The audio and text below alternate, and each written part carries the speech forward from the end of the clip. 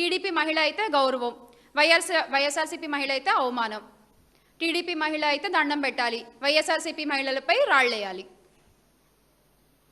టీడీపీలో ఉండే మహిళలందరూ దేవతలు, వైఎస్ఆర్సీపీ మహిళలందరూ వ్యక్తిత్వ హననాలు చేస్తూ మన వాళ్ళని కించపరుస్తూ ఎంత దారుణంగా మాట్లాడాలో అంత దారుణంగా మాట్లాడేయాలి. ఇదేగా మీరు మీ టీంకి ఇచ్చేటువంటి ట్రైనింగ్. మీ యొక్క పచ్చ మీడియాలో కావచ్చు, మీ యొక్క ఐటీడీపీలో కావచ్చు, మీ సోషల్ మీడియా ఛానల్స్లో కావచ్చు, ఇలాగే కదా మీరు ఆపరేట్ చేస్తున్నారు మొత్తం. అసలు పాలన గురించి మాట్లాడకుండా, హామీలు అమలు చేయకుండా, ప్రజా సమస్యలకి సమాధానాలు చెప్పకుండా, ప్రతిపక్ష నాయకుల్ని కుటుంబాల్ని లక్ష్యంగా చేసుకుని మీరు చేస్తున్నటువంటి రాజకీయం నిజంగా చాలా నీచమైనది, చాలా దిగజారుడు రాజకీయం ఇదంతా కూడా. నిజంగా రాష్ట్రంలో రాజకీయ సంభాషణ స్థాయిని దిగజార్చింది టీడీపీనే. ఈరోజు చెప్తున్నాం మేము, రాష్ట్రంలో రాజకీయ సంభాషణ యొక్క స్థాయిని దిగజార్చింది తెలుగుదేశం పార్టీయే.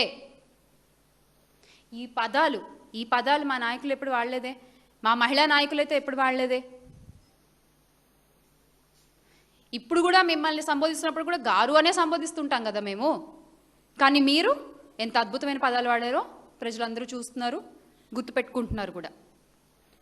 ఈరోజు ఆ సంస్కృతి తిరిగి తమ దగ్గరికి వచ్చేసరికి అంతే కదా, కర్మ హిట్ స్ట్రాంగ్లీ అంటాం కదా, గట్టిగా తిరిగి వస్తుంది కర్మ. ఈరోజు అది ఒక్కసారి అలా మీకు తగిలేసరికి ఎంత బాధపడుతున్నారు, ఎంత విలవెల్లాడిపోతున్నారు మీరు ఈ రోజున.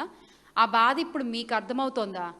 ఇంకా అన్నది లేదు, చేసింది లేదు, ఏమనకుండానే ఇంకా మీరు అనే మాటలకు మేము చచ్చిపోవాలి. ఇంక ఇక్కడ ఏదో మా జగన్మోహన్ రెడ్డి గారు ఇచ్చిన గుండె ధైర్యం కొంచెం అలా అందరికీ ఉంది కాబట్టి ఏదో గట్టిగా తట్టుకుని నిలబడుతున్నాం మేము.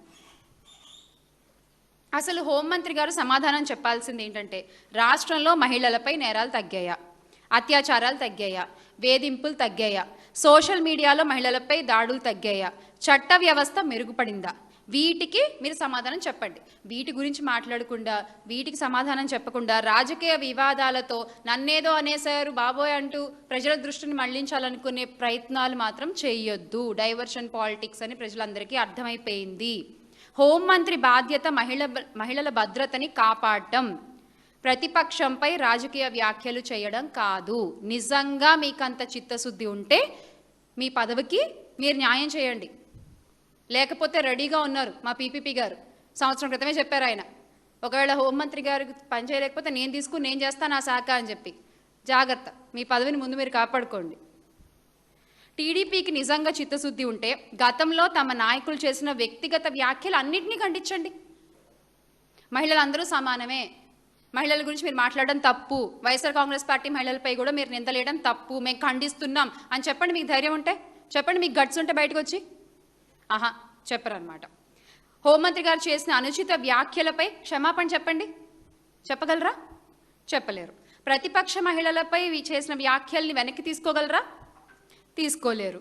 అది ఏమీ చేయకుండా ఇప్పుడు వచ్చి నీతులు చెప్పడం కేవలం ప్రజల్ని మోసం చేయడమే అవుతుంది.